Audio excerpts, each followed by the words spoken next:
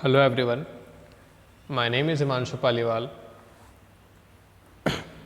and I welcome you all in this video lecture series. The subject is science and in this class we are continuing the second chapter. In the previous video we have seen the colloidal system.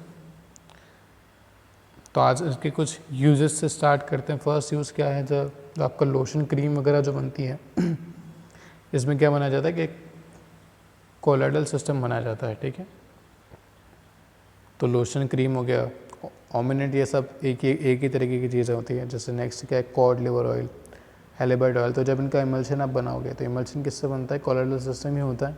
ठीक है, next we are gonna see some of the properties of this. First is the Brownian motion. Brownian motion में आपको last जो आपका chapter था उसमें भी बता चुका हूँ कि the random motion of the particle is obviously the Brownian motion. अब इसको ब्राउनियन मोशन क्यों बोलते हैं, बिकॉज साइंटिस्ट रहे रॉबर्ट ब्राउन, इन्होंने इसको डिस्कवर किया था, तो उन्हीं के नाम पे क्या रख दिया, ब्राउनियन मोशन. ठीक है, तो यहाँ पे क्या रहता है, जैसे मान लो आपके पास क्या है, 2-3 पार्टिकल्स हैं. जैसे फर्स्ट में आपको ड्रॉ कर चुका हूँ, सेकंड अगर मान लो ये कोई पार्टिकल है, तो इन सब के रैंडम मोशन से क्या जनरेट होता है, ब्राउनियन मोशन. अब यहाँ पे आपको जो मॉलिक्यूल्स है ध्यान रखना है कि हम कोलॉइडल के बारे में बात कर रहे हैं, तो मॉलिक्यूल्स भी किसके होंगे, कोलॉइडल के होंगे. मतलब क्या होगा, एक तो डिस्पर्सन मीडियम होगा.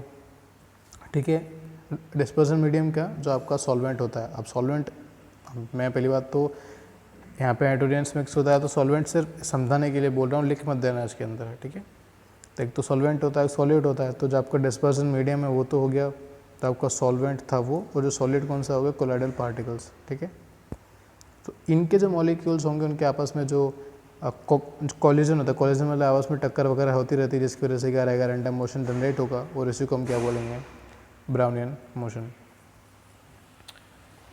Next property we have is a Tyndall effect.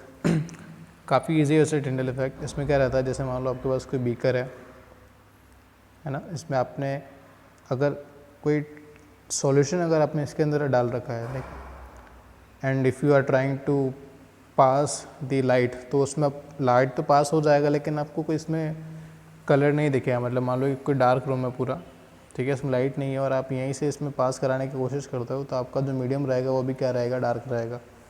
लेकिन अगर आप इस सॉल्यूशन की जगह पे आप क्या करो, कोलॉइडल सिस्टम अगर आप इसमें डाल देते हो, ठीक है, तो अब क्या रहेगा, जो आपको लाइट है वो इस सिस्टम के बीच से भी विजिबल होने लग जाएगी. मतलब यहाँ के जो पार्टिकल्स है वो भी दिखने लग जाएंगे. ठीक है, और इस फिनोमेना को हम क्या बोलते हैं, टिंडल इफेक्ट बोलते हैं. ये होगा क्यों, क्योंकि देखना इसमें पार्टिकल्स होते हैं. ठीक है, तो जो पार्टिकल्स स्कैटरिंग कर देते हैं, तो स्कैटरिंग की वजह से होता है ये, है ना. कुछ एग्जांपल्स हैं. फर्स्ट एग्जांपल है कि blue colour of the sky blue colour का क्यों दिखता है, स्कैटरिंग की वजह से. क्योंकि अगर आप जो स्काई है उसको स्पेस से ऑब्जर्व करने की कोशिश करोगे तो वो किसी भी कलर का नहीं दिखेगा. क्यों, क्योंकि स्काई में वैसे कोई कलर नहीं होता है, इट्स जस्ट द स्कैटरिंग.